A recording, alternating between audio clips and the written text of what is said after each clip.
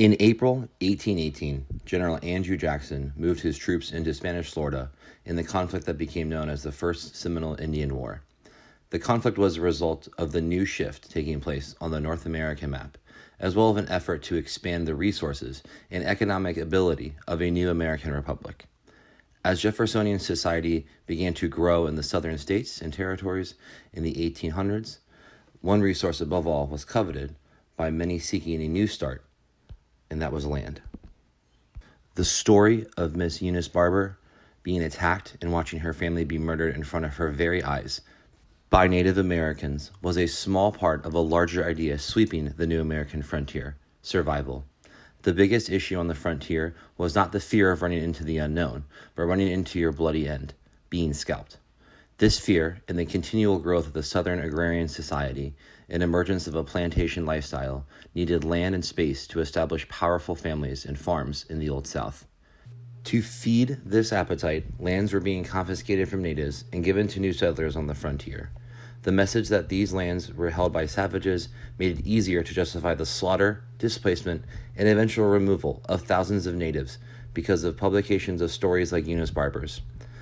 These stories pushed a narrative and a story of American citizens being attacked and tortured in barbaric ways that led to a justification for pushing them out of lands occupying Spanish Florida. This fictional attack, and others published like it, led to serious changes in the history of colonial Florida. From the opening to the story, scalping and violence is used to paint an image in the mind of readers about the savages that were living in the dark spaces of the Florida swamp. They then seized me by my hair and drew me from the bed, brandishing their knives before me with a frightening grimace and a terrible shout as if to dispatch me.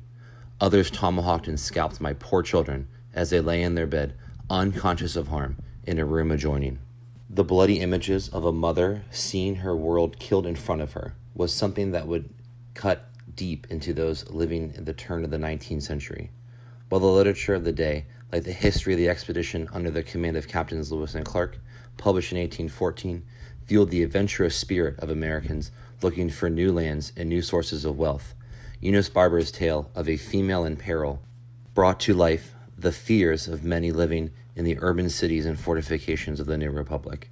While the tale of women unable to protect herself against savage men is a tale as old as time, the idea of Miss Barber carries the same tone of other early Florida captive narratives of a biblical nature. The lone woman in a story representing the Virgin Mother seems to carry the theme throughout the piece of fiction as she interacts with those savages and other captives in the story. The tale is weaved together with the notion that she, as well as others living in the area, are at the mercy of a savage, barbaric people that need to be tamed by a powerful, more civil society. But it wasn't just Miss Barber who was experiencing this traumatizing event. To really drive in the savage nature of natives and bring about a justification for removing natives, her children became the faceless victims of savage behavior. My daughter, of 10 years of age, who during the awful butchery of my own children had unperceived crept from her bed and secreted herself behind a desk. She was closely pursued by one of the bloodthirsty monsters, of whom I begged he could spare the life of my only surviving child. But my entreaties and lamentations were of no avail. My own child was tomahawked in my arms. The victims in this story, unable to defend themselves and their parents, give the readers a message that the most simple parts of life are in danger by these natives. The two small boys, who are also captive with Eunice Barber during her captivity, show the violent and random nature that these savages display during killing and kidnapping in the Florida frontier. The message being sent by scalping is not something that was new to those living in the territory of Florida or elsewhere in the southern states. As you can see on the Wikipedia homepage, scalping, the nature of this tool of war, was commonplace during the warfare of the era. British soldiers were accused of paying natives to go into the interior where rebel and guerrilla American soldiers were and bring back the scalp for a reward. The message of scalping and violence of natives were ever present in the 19th century. This was a task that men like General Andrew Jackson saw as nothing that should be needed to be dealt with in the swiftest of manners. But even in 21st century Florida, the idea of fear being used as a tool to aid in the perception against outsiders is far from forgotten. The words unconquered are forged on a statue of Chief Osceola on the campus of Florida State University.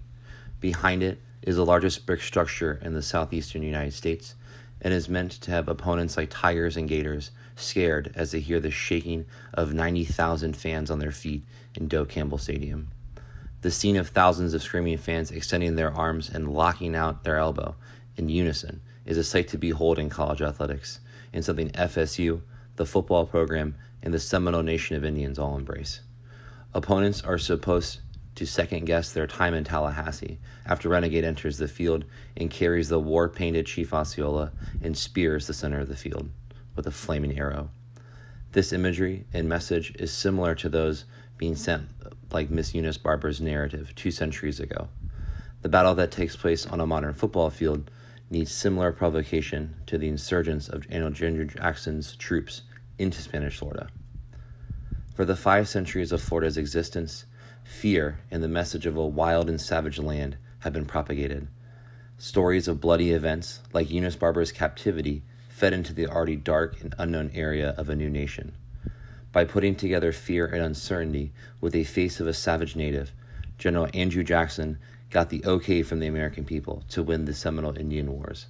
Violence and fear is a message that is rooted throughout the literary history of Florida and continues on to this day. When we look at how Florida has transformed itself from a Spanish territory to a British territory and back into a Spanish one, and how its development into a state from 1821 going forward, I think it's important for us to realize the themes that are carried along with this.